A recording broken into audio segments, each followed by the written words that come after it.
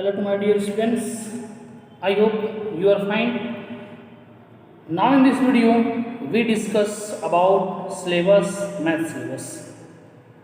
My dear students, आपको पता है हाफ ईयरली एग्जामिनेशन आ गए हैं. हाफ ईयरली एग्जामिनेशन का टाइम जो है वो 10 अक्टूबर से होने वाला है. ये शायद आपको पता भी है, आपको मैसेज भी मिल गया होगा. माय डियर स्टूडेंट्स, इसमें जो रेशनल नंबर लेसन 1 जो हमारा क्या क्या आ सकते हैं रेशनल नंबर है. सबसे पहला टॉपिक है रेशनल नंबर चैप्टर 1. चैप्टर 1 में रेशनल नंबर में क्या क्या आ सकते हैं.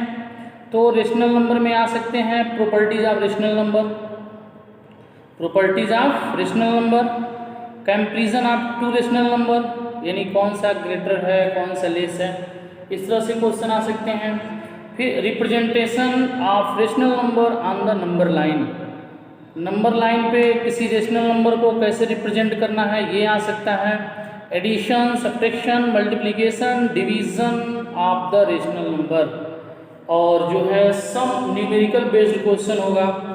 ये तो था हमारा रेशनल नंबर का चैप्टर 1 का. क्या क्या है, आई रिवाइज इट. पहला properties of rational number, comparison of rational number, representation of rational number on the number line, addition, subtraction, multiplication and division of the rational number and some numerical based question होगा rational number से. ये हमारा था chapter 1 से.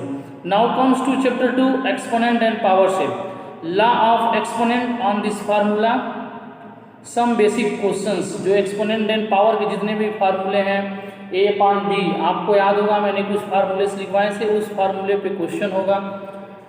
उसके बाद standard form में लिखना होगा, किस नंबर दिया रहेगा उसको स्टैंडर्ड फॉर्म में लिखना होगा. उसके बाद उस स्टैंडर्ड फॉर्म से यूजुअल फॉर्म में लिखना होगा. ये हमारा चैप्टर 2 से है. नाउ चैप्टर 3 से जो है square and square root. Chapter 3 square and square root. Square and square root से माय डियर स्टूडेंट्स आपको आएगा प्रॉपर्टीज ऑफ परफेक्ट स्क्वायर.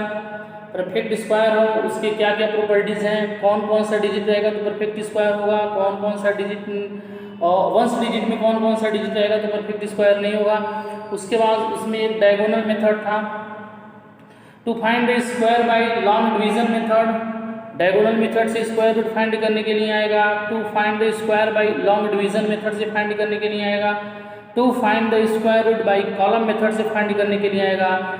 और स्क्वायर रूट ऑफ द कुछ डेसिमल्स नंबर दिए रहेंगे उसका भी आपको स्क्वायर रूट फाइंड करने के लिए आ सकता है. नाउ चैप्टर 4 है क्यूब और cube root. Chapter 4 comes to the cube and cube root. Cube और क्यूब रूट्स में से क्या आता है कि एक नंबर दिया रहेगा उसका क्यूब करना रहेगा, या उस नंबर का क्यूब करना रहेगा, या हम एक नंबर दे देंगे, ये पूछेंगे ये किस नंबर का क्यूब है, ये भी हो सकता है, ये भी दिया जा सकता है. अलजेब्रिक एक्सप्रेशन है, तो अलजेब्रिक एक्सप्रेशन में एडिशन है, सब्ट्रैक्शन है, मल्टीप्लिकेशन है, डिवीज़न है, और बस इतने ही हैं. उसके बाद एप्लीकेशन ऑफ एबव आइडेंटिटीज़ है. अलजेब्रिक एक्सप्रेशन में कुछ आइडेंटिटीज हैं जिसमें a प्लस बी का होल स्क्वायर है, a square plus B square plus 2ab, a minus B का होल स्क्वायर है, a square minus 2b plus B square. कुछ और भी प्रॉपर्टी है उसमें, आप उसको सारा देख लीजिएगा. चैप्टर 6 फैक्टराइजेशन है, तो फैक्टराइजेशन में common monomial factor occurs in the outcomes in one term में, यानी एक्सरसाइज 7A में हम लोगों ने केवल एक टर्म को उसमें जो है एक टर्म में हम लोगों ने उसमें कॉमन लिया. इस तरह के क्वेश्चन आ सकते हैं. फैक्टराइजेशन बाय ग्रुपिंग आ सकता है. Factorization of different of two squares आ सकते हैं. फैक्टराइजेशन ऑफ क्वाड्रेटिक ट्राइनोमियल्स आ सकता है. Factorization of ax square plus bx plus c इस फॉर्म में दिया होगा, इस फॉर्म में आ सकता है. इतना तरह से क्वेश्चन फैक्टराइजेशन में आ सकते हैं. फैक्टराइजेशन चैप्टर जैसे ही खोलेंगे तो उसमें एक टॉपिक वाइज करके, पहला टॉपिक होगा common monomial factor occurs in the one term. दूसरा टॉपिक होगा फैक्टराइजेशन बाय ग्रुपिंग. तीसरा टॉपिक होगा factorization of different of two squares. Fourth topic होगा फैक्टराइजेशन ऑफ क्वाड्रेटिक ट्राइनोमियल्स.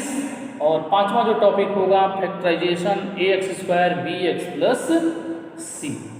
ये जैसे ही आप बुक ओपन करेंगे, बुक ओपन करके उसमें देखेंगे तो ये जो है इतनी चीज़ें आपको क्या बोलते हैं सीरियल वाइज से मिलेंगी और सारा क्वेश्चन आपने किया है। और ऐसा नहीं कि आपने क्वेश्चन किया है, एब्सोल्युटली डू दिस क्वेश्चन, इस तरह से क्वेश्चन आपने किया हुआ है। और चैप्टर 7 होगा, इक्वेशन होगा, इक्वेशन एक्सरसाइज जो है 8A बहुत ही इंपॉर्टेंट है। और उसके बाद जो होगा application of linear equation. Application of linear equation से मेरा मतलब है जो आपने चैप्टर पढ़ा हुआ है, आपने जो चैप्टर पढ़ा हुआ है एक्सरसाइज 8B, आपने जो चैप्टर पढ़ा हुआ है एक्सरसाइज 8B, वो भी आपके लिए बहुत ही इम्पोर्टेंट है। माय डियर स्टूडेंट्स, मैंने आपको पहले बताया था कि आप जो है सिलेबस आपको बता दिया गया। सिलेबस बताने के बाद अब आप इसको किस तरह से प्रिपरेशन करते हैं ये आपके लिए ज़्यादा डिपेंड है। देखिए माय डियर स्टूडेंट्स, किसी प्रॉब्लम को सॉल्व करने से पहले, किसी प्रॉब्लम को सॉल्व करने से पहले जो है किसी भी क्वेश्चन को, चाहे वो क्वेश्चन कोई भी हो, किसी प्रॉब्लम को, किसी क्वेश्चन को सॉल्व करने से पहले उस प्रश्न को अच्छे से बिल्कुल स्टडी कर लीजिए, उस प्रश्न को जो है अच्छे से पढ़ लीजिए। जो लोग जल्दीबाजी में क्वेश्चन को पढ़ेंगे उनका डेफिनेट रूप से गलत होगा। तो किसी भी क्वेश्चन को जल्दीबाजी में पढ़ने की कोशिश नहीं करिए, क्योंकि जब आप जल्दी में क्वेश्चन पढ़ेंगे तो क्वेश्चंस जो हैं डेफिनेट रूप से मिस्टेक होंगे। और मैं ऐसा इसलिए कह रहा हूँ, आप स्लो पढ़िए, अच्छे पढ़िए, माइंड से पढ़िए। जो भी क्वेश्चन पढ़िए should be neat and clean. उस तरह के क्वेश्चन यदि उसका डिजिट चेंज करके भी दिया जाए, डिजिट यदि चेंज करके भी दिया जाए तो उस तरह के क्वेश्चन करने में आपको कहीं कोई हिचकिचाहट न हो। बिना प्रश्न पढ़े यदि आप किसी क्वेश्चन को सॉल्व कर देते हैं विदाउट क्वेश्चन स्टडी किए, नहीं मैंने ये क्वेश्चन आपने देखा और उस क्वेश्चन को पढ़ा नहीं और सीधे आपने सोल्यूशन कर दिया, तो यहाँ प्रॉब्लम क्या होगी? प्रॉब्लम ये होगी कि यदि मैं उस पर क्वेश्चन यदि चेंज करके दूंगा, यदि मैं उसको क्वेश्चन चेंज करके दूंगा तो थोड़ी सी जो है आपके लिए प्रॉब्लम होगी। जैसे कुछ स्टूडेंट्स ऐसे होते हैं केवल जो है क्वेश्चन देखते हैं और उसका सोल्यूशन करने लगते हैं। तो please my dear student, please ऐसा ना करिए। आप first of all you read the question be carefully, question को रीड करिए केयरफुली से। यदि क्वेश्चन को आप 1 बार 2 बार 3 बार उसको स्टडी करेंगे, उसको पढ़ेंगे, तो उस तरह के क्वेश्चंस मैं यदि चेंज करके भी क्वेश्चन दूंगा, if I change the question absolutely you do it, यदि मैं चेंज करके भी क्वेश्चन दे रहा हूँ तो आप उसको बिल्कुल कर लेंगे। कब ये तब संभव होगा जब आप घर पे जो है क्या बोलते हैं क्वेश्चन को अच्छे से रीड करेंगे। सिलेबस वाइज जो आपको सिलेबस दिया गया है चैप्टर 1 है, अगेन आई रिवाइज, चैप्टर 1 है रेशनल नंबर है, एक्सपोनेंट एंड पावर है, स्क्वायर एंड स्क्वायर रूट है, क्यूब एंड क्यू रूट है, अलजेब्रिक एक्सप्रेशन है, फैक्टराइजेशन है और इक्वेशन है और परसेंटेज, लास्ट में परसेंटेज है। परसेंटेज में केवल एक एक्सरसाइज है, उसमें बहुत सारे क्वेश्चंस नहीं है, अप्रोक्सीमेटली 22-23 क्वेश्चंस हैं। आई होप आप उसको कर लेंगे। माय डियर स्टूडेंट्स, ये समय है पढ़ने का, ये समय है आपके तैयारी करने का, ये समय वो जुनून आप दिखा दीजिए, वो चीज़ें आप दिखा दीजिए अपने पेरेंट्स को कि हम घर रहते हुए भी उतना ही पढ़ रहे हैं जितना स्कूल जा कर के हम लोग पढ़ते थे। ये उनको अपने पेरेंट्स को दिखा दीजिए, ये अपने उस टीचर्स को दिखा दीजिए कि सर आप जो मेहनत कर रहे हैं, ये मेहनत हम आपका सफल करके दिखाएंगे, ये मेहनत जो है आपका हम बेकार नहीं जाने देंगे। माय डियर स्टूडेंट्स, ये क्लास 8th है, ये हमारा आपका क्लास 8th है।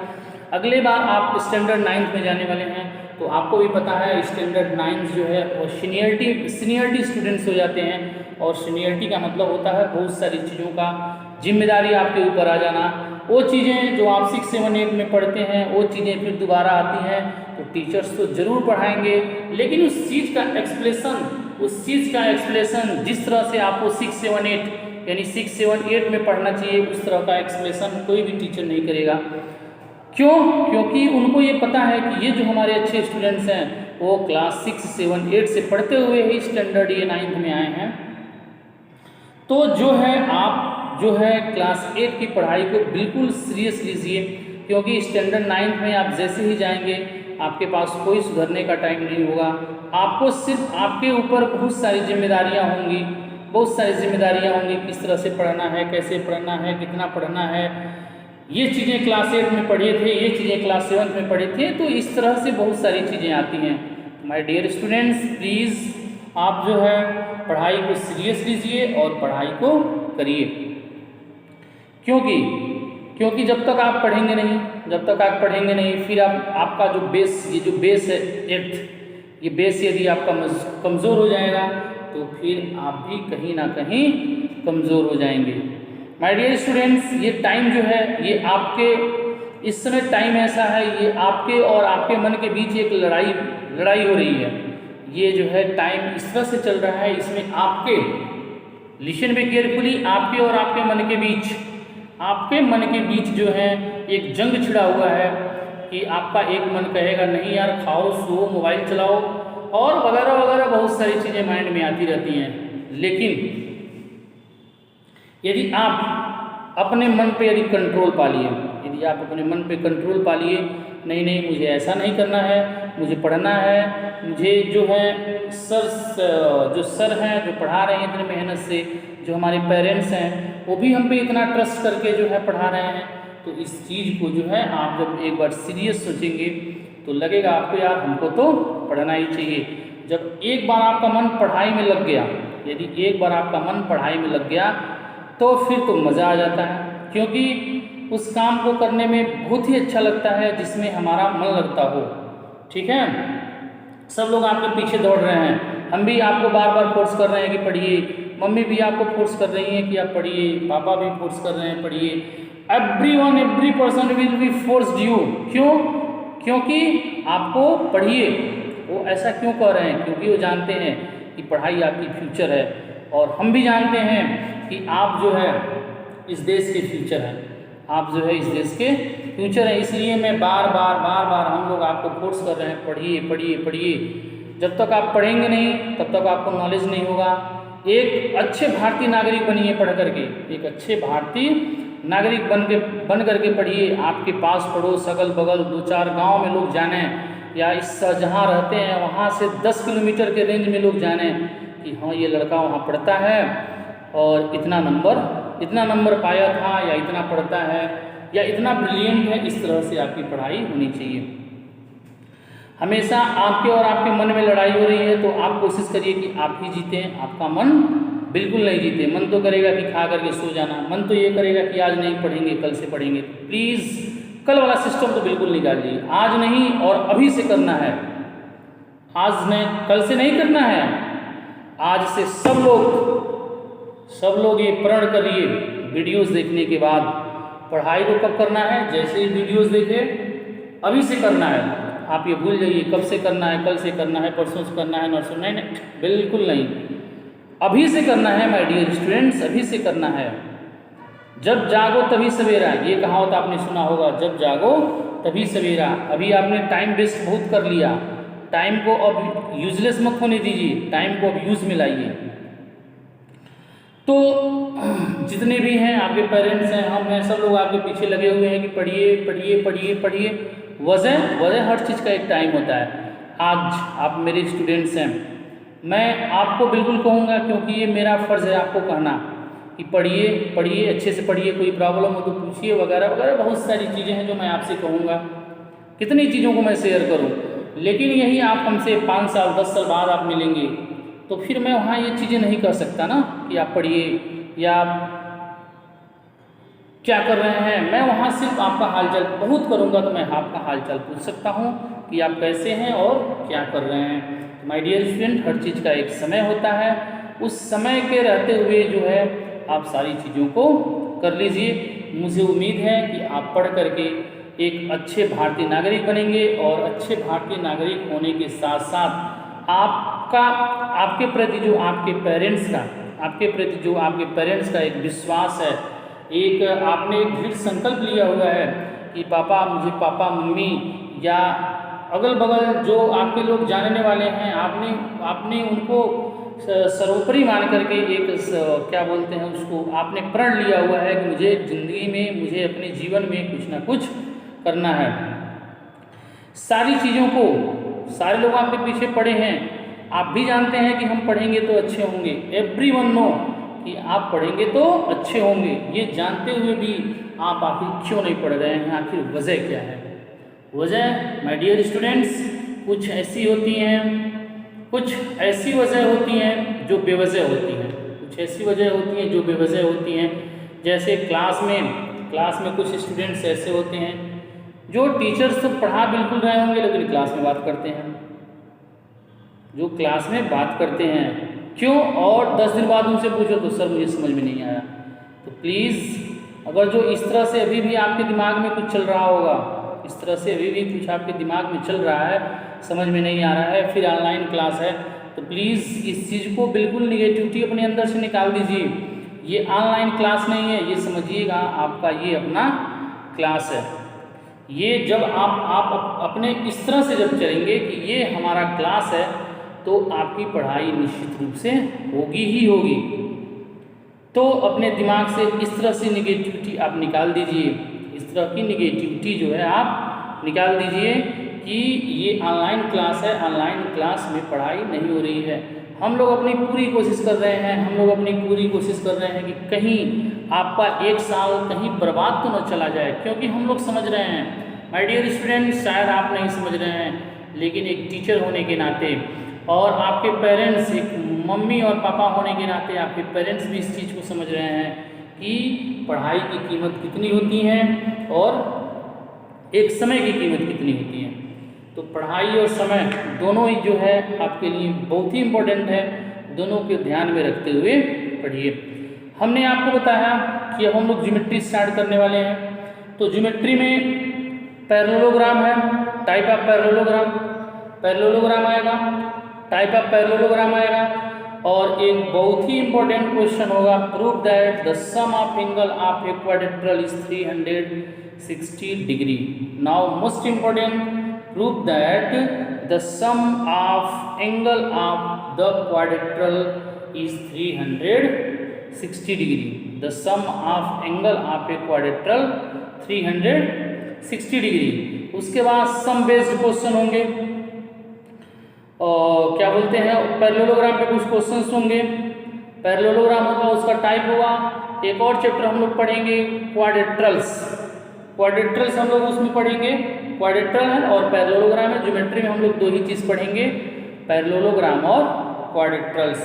तो माय डियर स्टूडेंट्स, आप अभी से जो है हाफ ईयरली एग्जामिनेशन में लग जाइए और हाफ ईयरली की तैयारी आप करिए। तो लास्ट टाइम जाते जाते जो है मैं आपको एक बार और सिलेबस बता देता हूँ। क्या है, एक रेशनल नंबर है, और रेशनल नंबर में क्या क्या आएंगे, प्रॉपर्टीज ऑफ रेशनल नंबर है, कंपेरिजन ऑफ रेशनल नंबर है, representation of rational number on the number line है। आपको पता होगा नंबर लाइन पे कैसे रिप्रेजेंट किया जाता है।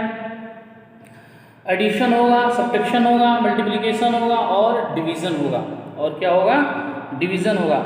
और सम न्यूमेरिकल बेस्ड क्वेश्चन होंगे किसमें, चैप्टर 1 में। चैप्टर 2 होगा एक्सपोनेंट एंड पावर। चैप्टर 2 में जो है एक्सपोनेंट एंड पावर है, जिसमें प्रॉपर्टीज, जिसमें क्या है, लॉ ऑफ एक्सपोनेंट है। उसके बाद आपका स्टैंडर्ड फॉर्म है, यूजुअल फॉर्म है। उसके बाद स्क्वायर एंड स्क्वायर रूट है, जिसमें प्रॉपर्टीज है। डायगोनल मेथड है, to find square root by long division method है, to find square root by the column method है। क्यूब एंड क्यूब रूट में है, क्यूब ऑफ नंबर है। क्यूब ऑफ नंबर, एक नंबर दिया रहेगा उसका क्यूब बताना है आपको, या हम कोई नंबर दे देंगे और ये पूछेंगे ये किस नंबर का क्यूब है। इस तरह से भी क्वेश्चन आ गए। जैसे मान लीजिए हमने पूछ दिया आपसे 125, ये किस नंबर का क्यूब है, तो 125 किस नंबर का क्यूब है, please tell me on comment. आप हमको बताइएगा कि 125 किस नंबर का है। उसके बाद है अलजेब्रिक एक्सप्रेशन है। तो अलजेब्रिक एक्सप्रेशन में है एडिशन है, सब्ट्रैक्शन है, मल्टीप्लिकेशन है, डिवीज़न है, और जो है कुछ प्रॉपर्टीज़ हैं, कुछ जो है एप्लीकेशन क्या बोलते हैं, कुछ फार्मूलेज हैं, कुछ हमारे आइडेंटिटीज़ हैं। जिस आइडेंटिटीज़ में मैंने अभी आपसे हल्का फुल्का चर्चा किया, a + b का होल स्क्वायर हो सकता है, a - b का होल स्क्वायर हो सकता है, a² b² है। इस तरह से क्वेश्चन आ सकते हैं। माय डियर स्टूडेंट्स, मैंने आपको ये वीडियोज़ इसलिए बनाया, ये मैंने इसलिए आपको बता रहा हूँ ताकि कहीं ऐसा ना हो, मैंने आपको शुरू में ही बताया कि किसी क्वेश्चन को किसी प्रॉब्लम को सॉल्व करने से पहले आप उस क्वेश्चन को बिल्कुल एकदम रीड करिएगा, केयरफुली रीड करिएगा, ताकि उस पर यदि मैं दूसरा भी क्वेश्चन दूँ, यदि मैं कोई दूसरा भी क्वेश्चन दूँ तो उसमें आपको लगाने में कोई प्रॉब्लम नहीं होगी। आप एक दिन में 10 ही क्वेश्चन पढ़िएगा, बट एकदम एग्जैक्ट पढ़िएगा, ताकि यदि हम डिजिट चेंज भी करें, डिजिट यदि मैं चेंज भी कर देता हूँ डिजिट, तो उस पर कोई प्रॉब्लम ना हो। कहीं ऐसा ना हो कि मैंने डिजिट चेंज कर दिया, फिर आप उसी ग्रुप में स्टार्ट कर दिए लिखना, सर ये डिजिट यहाँ नहीं, या 14/15 या 14। प्लीज़ ऐसा कहीं कुछ नहीं होगा। मैं आपको बता दे रहा हूँ पहले ही, इसीलिए मैं आपको बता रहा हूँ कि किसी भी क्वेश्चन को सॉल्व करने से पहले उस क्वेश्चन को कम से कम 2 से 3 बार केयरफुली आप रीड करेंगे कि इस क्वेश्चन का मतलब क्या है। बिना पढ़े हुए किसी क्वेश्चन को सोल्यूशन बिल्कुल नहीं करिएगा। यदि बिना पढ़े हुए यदि आप क्वेश्चन सोल्यूशन करते हैं तो फिर आपके लिए प्रॉब्लम क्रिएट हो सकती है माय डियर स्टूडेंट्स। इसलिए आप क्वेश्चन को कम से कम 2 बार 3 बार केयरफुली करिएगा। खासकर न्यूमेरिकल बेस्ड क्वेश्चन जो होते हैं, जितने भी न्यूमेरिकल बेस्ड क्वेश्चन होते हैं, that is most important because paper divided on 4 section. 4 section में पेपर होगा। मैंने आपको आप इससे पहले दिए हैं 4 सेक्शन में पेपर होगा। ये हमारा होगा सेक्शन ए होगा, सेक्शन बी होगा, सेक्शन ए, सेक्शन बी, और ये हमारा होगा सेक्शन सी और सेक्शन डी। ये हमारे 4 सेक्शन में पेपर होंगे, section A, section B, section C और section D. My dear student, section A में 1-1 नंबर के क्वेश्चन हो सकते हैं, 1-1 नंबर के क्वेश्चन हो सकते हैं। सेक्शन बी में 2-2 नंबर के क्वेश्चन हो सकते हैं। सेक्शन सी में 3-3 नंबर के क्वेश्चन हो सकते हैं, और लास्ट सेक्शन में 5-5 नंबर के क्वेश्चन हो सकते हैं। तो इसीलिए मैं कह रहा हूँ कि जो भी प्रॉब्लम को सॉल्व करिएगा बिना पढ़े बिल्कुल नहीं करिएगा, क्योंकि जब आप क्वेश्चन अच्छे से पढ़ेंगे, क्वेश्चन का मीन्स, क्वेश्चन का मतलब अच्छे से समझेंगे, तो फिर यदि मैं वहाँ डिजिट भी चेंज कर देता हूँ तो आपको करने में कोई प्रॉब्लम नहीं होगी। इसलिए माय डियर स्टूडेंट्स, जो भी करिएगा, जो भी पढ़िएगा, एक दिन में कम पढ़िएगा, लेकिन नीट एंड क्लीन पढ़िएगा, ताकि मैं क्वेश्चन भी चेंज कर दूं तो आपको कोई प्रॉब्लम ना हो, और ना ही आप हमसे फिर दोबारा पूछें। आप इस तरह से पढ़िए कि हमसे दोबारा पूछना ना पड़े कि सर ये कहाँ से हुआ है, ये कैसे हुआ, वो कैसे हुआ। प्लीज़ बिल्कुल नहीं। माय डियर स्टूडेंट्स, मैं आपको बोला था कॉपी बना लीजिए। कॉपी मैक्सिमम कितनी 1 2 3 4 5 6 या 7 गर्ल्स, अप्रॉक्सीमेटली 6 या 7 गर्ल्स की जो कॉपी आई है ग्रुप में, जबकि उसमें आई थिंक 23 या 24 गर्ल्स हैं। तो प्लीज़ यदि आप कॉपी नहीं बनाए हैं तो मैं कुछ कर नहीं सकता, लेकिन विश्वास बहुत बड़ी चीज़ होती है।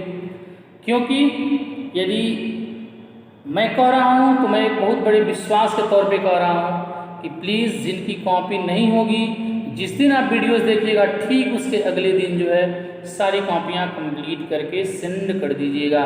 माय डियर स्टूडेंट्स, बहुत से ऐसे स्टूडेंट्स हैं जो कॉपी टू कॉपी करते हैं, तो प्लीज़ ऐसा भी आप ना करिए। ये आपके लिए ठीक नहीं होगा, ये आप अपने फ्यूचर के साथ जो है ठीक नहीं कर रहे हैं। आपको नहीं आता है, यदि घर में कोई बड़ा है तो उनसे पूछ लीजिए। यदि नहीं कोई आता है तो मैं तो हूँ ना, सब कोई नहीं बताता है तो फिर मैं तो हूँ ना, आप हमसे पूछिए, कहीं कोई दिक्कत नहीं है। बट हम ये चाहते हैं, हम उतनी दूर से इसलिए आते हैं, सिर्फ और सिर्फ आपको वीडियोस देने के लिए आते हैं कि कहीं माय डियर स्टूडेंट आपकी पढ़ाई कहीं नुकसान ना हो।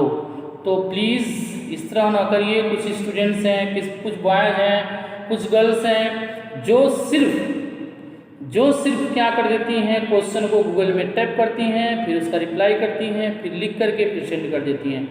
मैं देखने तो नहीं जा रहा हूँ, लेकिन माय डियर स्टूडेंट्स, विश्वास बहुत बड़ी चीज़ होती है। आप भी जानते हैं और हम भी जानते हैं। क्यों? क्योंकि विश्वास ही इस टाइम, इस कोरोना के महामारी में सिर्फ हमारे पास विश्वास ही एक बहुत बड़ी चीज़ है जो हम आप पे कर सकते हैं। ऐसा नहीं है कि हाफ ईयरली का पेपर जो है यदि घर से देंगे, दोनों केस हो सकता है। घर से देते हैं तो आप जो है ईमानदारी से लिखिएगा, 2 नंबर कम पाएंगे, क्योंकि मैंने ऑलरेडी आपको क्लास 7 में पढ़ाया है, क्लास 6 में पढ़ाया है। आई बेटर नो यू, मैं आपको खूब अच्छे से जानता हूँ।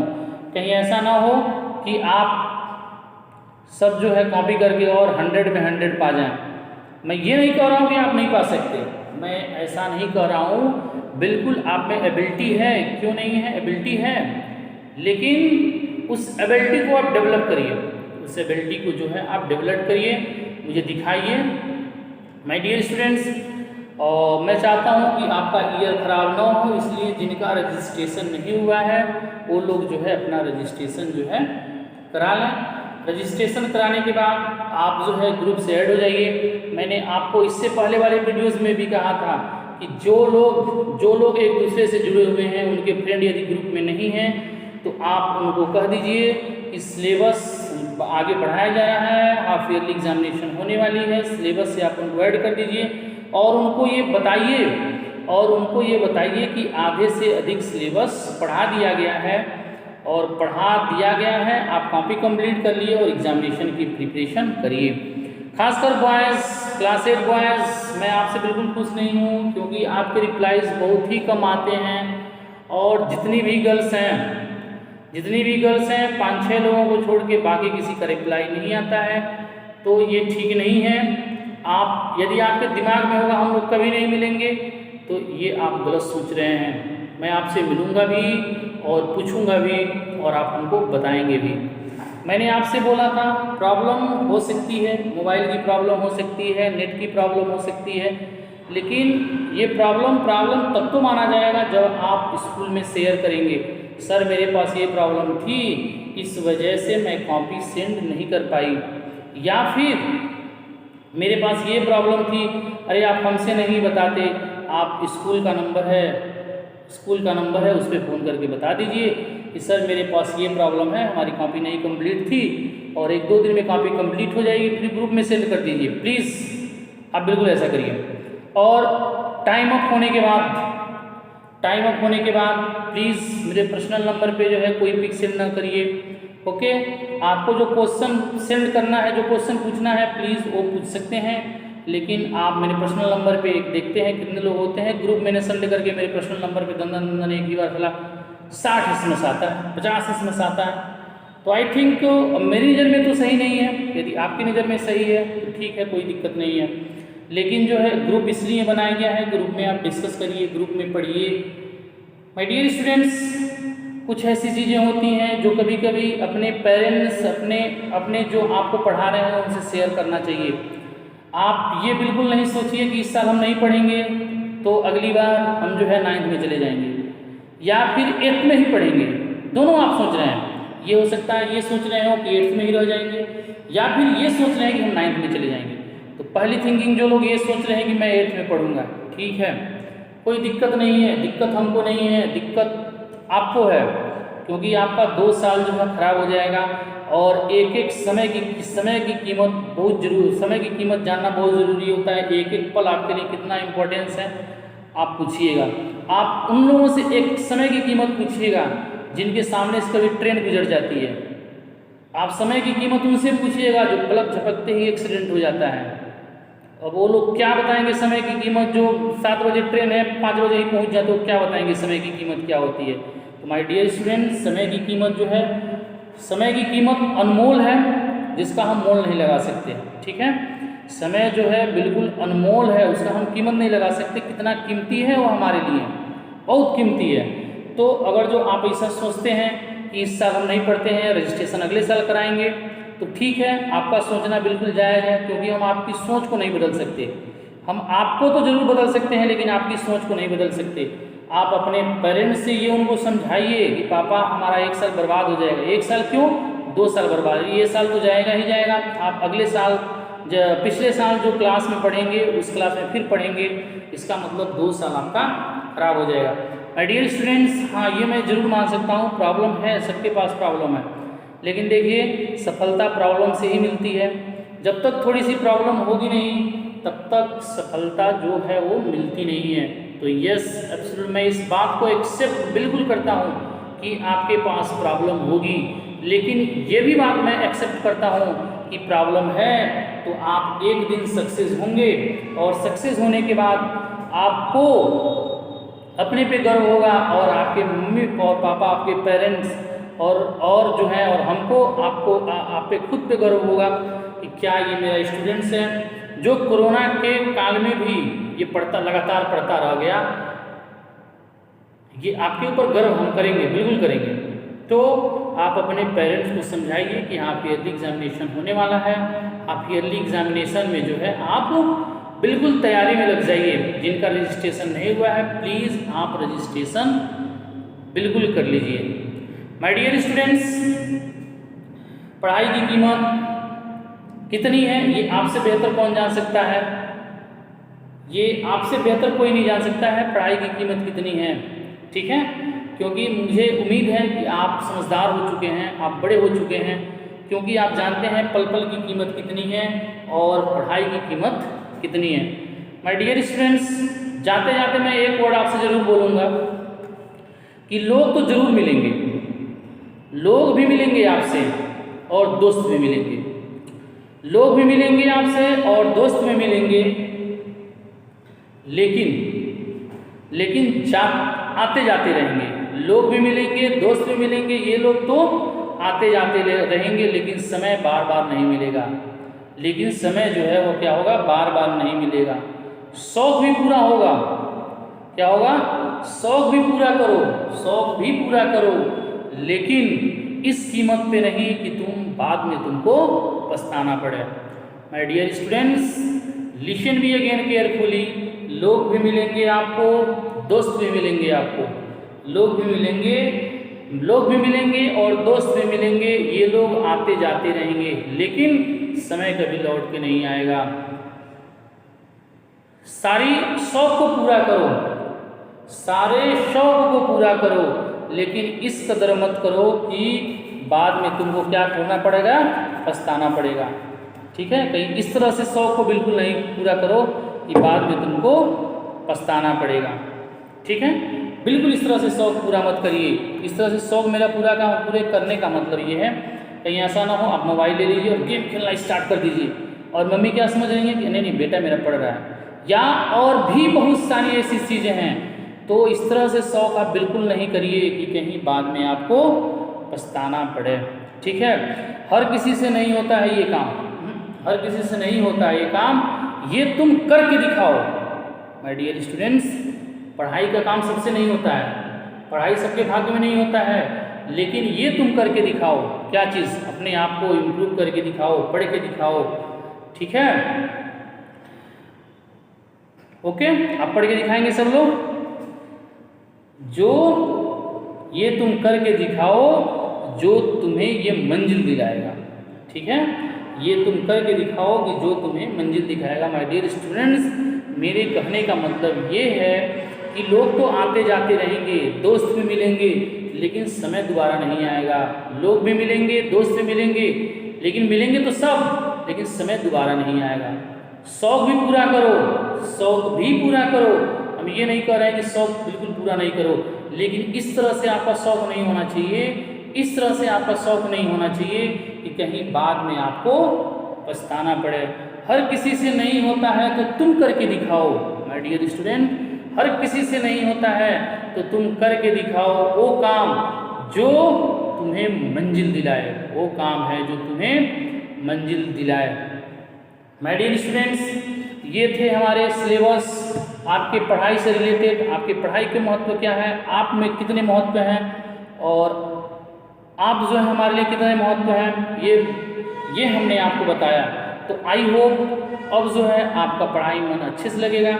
माय डियर स्टूडेंट्स, यदि मेरी बात अच्छी लगी हो तो प्लीज़ आप हमको कमेंट में ज़रूर बताइएगा। Okay students, thanks.